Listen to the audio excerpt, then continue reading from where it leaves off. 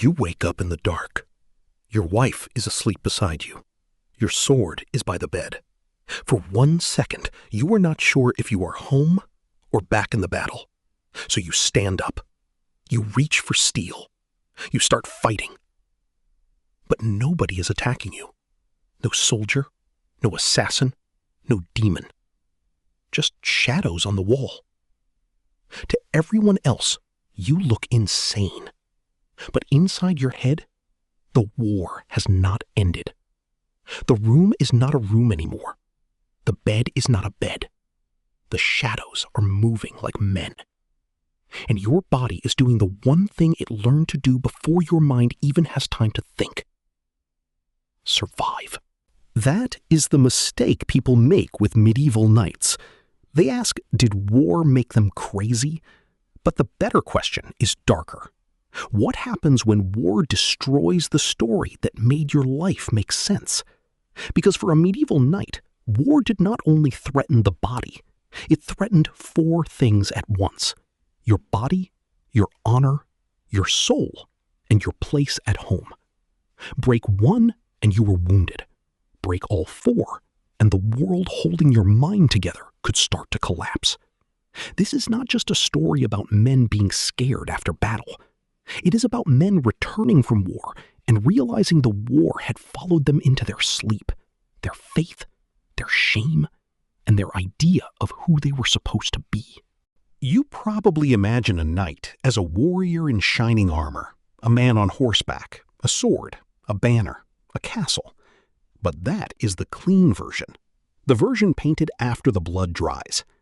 In real life, being a knight means your body is your job. Your courage is your reputation. Your lord owns your loyalty. The church watches your soul. Your family depends on your name. You are not just a man who fights. You are one of the people society expects to fight. That sounds powerful until you realize the trap. If you fight, you may die. If you refuse, you may be shamed. And in the medieval world, shame was not just embarrassment. Shame could follow your household, your family, your lord, and your soul. Death could kill your body. Shame could erase who you were. Now put that man into battle. Not the movie battle, the real kind. Mud under your feet, horses screaming, men slipping, a mace landing on a helmet like a hammer on a pot. You cannot see the whole battlefield. You see pieces, a hand, a blade, a mouthful of blood, your friend falling where he stood a second ago. And the strange thing is, if you survive, you may not remember it like a clean story. You remember fragments, one sound, one face, one image that refuses to leave. The brain does not save battle like a history book.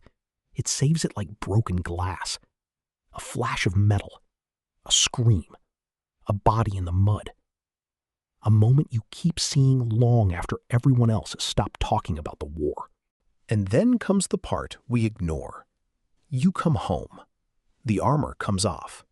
People expect the war to be finished because the war is not in front of them anymore. But your body learned something different. Your body learned that sleep is dangerous. Silence is dangerous. A closed door is dangerous. A sudden sound in the dark is not just a sound. It is a warning. Home is not automatically safety.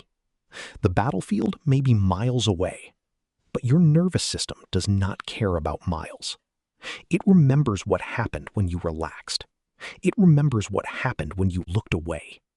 So even in your own room, beside the people who love you, some part of you is still standing guard. This is why Sir Peter's story matters. A medieval chronicler describes a knight who came back from war and could not sleep normally. At night, he would rise, arm himself, draw his sword, and fight. But he did not know who he was fighting. To us, that looks like a nightmare. To his family, it must have looked like madness. But the terrifying part is simpler. His body was home. His mind was not. The room had become the battlefield. The bed had become the front line. And the enemy was now invisible. That is what it means for war to follow someone home. It does not always arrive with banners and horses. Sometimes it arrives as a man standing in his own bedroom, swinging a sword at the dark. But fear is only half the story. Modern people often talk about PTSD as the body getting stuck in danger mode. That matters. A man hears a sound, and suddenly his body reacts as if the old danger is back. But medieval sources point to something else too. A wound not just of fear, but of meaning. Think of it this way. PTSD says, I am not safe. Moral injury says, I am not clean. It is guilt, shame, regret. The feeling that you did something, saw something, or survived something that violated the world you believed in. And for a knight, that could be devastating, because he had been told that his violence could be holy, his courage could serve God, and his sword could belong to a moral universe. Now imagine going to war believing that God, your king, your lord, and your code are all pointing in the same direction. You are told that the suffering has purpose, the killing has rules, the courage has meaning. But then the reality is disease, hunger, panic, rot, bad decisions, and men dying before they even reach the heroic ending they imagined. What happens when the battle does not feel holy? What happens when victory feels empty? What happens when survival feels like guilt? That is where a knight's mind could begin to split. Not because he was stupid, not because he was weak, but because the world had promised him one story, and war had shown him another. When the body breaks the identity, there is another kind of wound, not invisible at first. A warrior loses part of his leg in battle. He survives. He gets a wooden prosthetic. He can still walk. But he is not the same man to himself anymore. People remember him as Tree Leg, and that is the cruel part. The injury becomes his name. Every time someone says it, they are not just describing his leg. They are reminding him of the body he lost, the strength he lost, the man he used to be. This is one reason medieval warriors could spiral after injury. It was not only pain, it was purpose. If your whole life says you are valuable because you can fight, then what are you when you cannot fight? You are alive, but your role is dead. And then there is shame, the emotion that quietly rules this whole story. A modern person might say, if you are afraid, step back. A medieval knight could not always do that. Fear was private. Shame was public. In 14th century Provence, a local lord named Ferrarius faced exactly this trap. He was expected to lead men against a mercenary force. Before the battle, he admitted he was afraid. But he was also afraid not to go, because if he stayed back, people could call him timid. Look at the choice. If he fights, he may die. He may kill someone. He may send his own men into death. But if he refuses, he loses honor.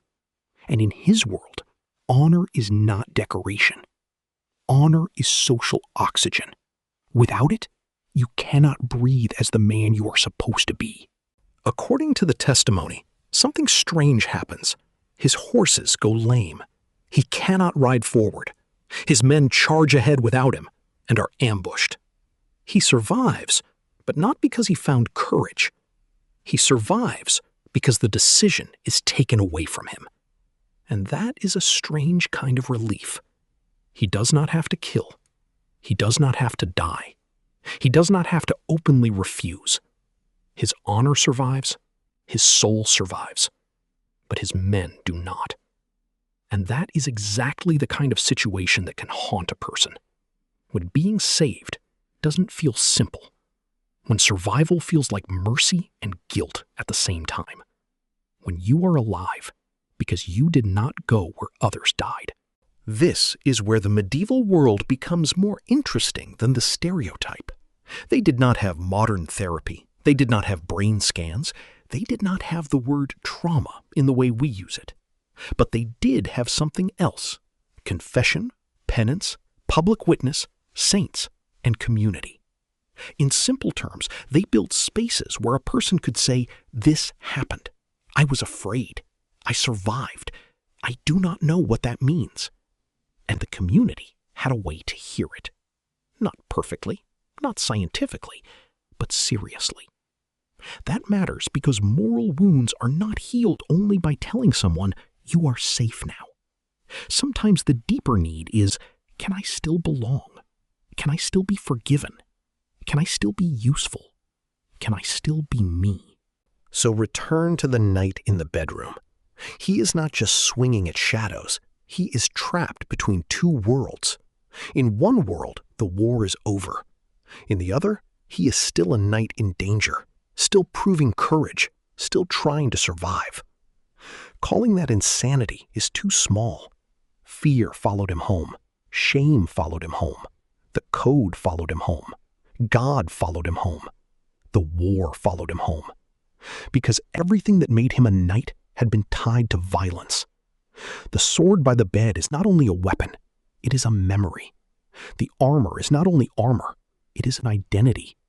And the dark room is not empty if your mind keeps filling it with everyone you failed to save, everyone you killed, and everyone you were supposed to be. Medieval knights did not break because they were less human than us. They broke because they were exactly as human as us, inside a world that demanded impossible things. Be brave, be violent, be pure, be loyal, be feared, be forgiven. Come home, be normal. And when those commands collided, some knights did not simply lose their minds. They lost the world that had been holding their minds together. So if you were a medieval knight, the scariest battle might not be the one you fought in the mud. It might be the one that began after you survived, when everyone else thought the war was over and you were the only one still hearing it.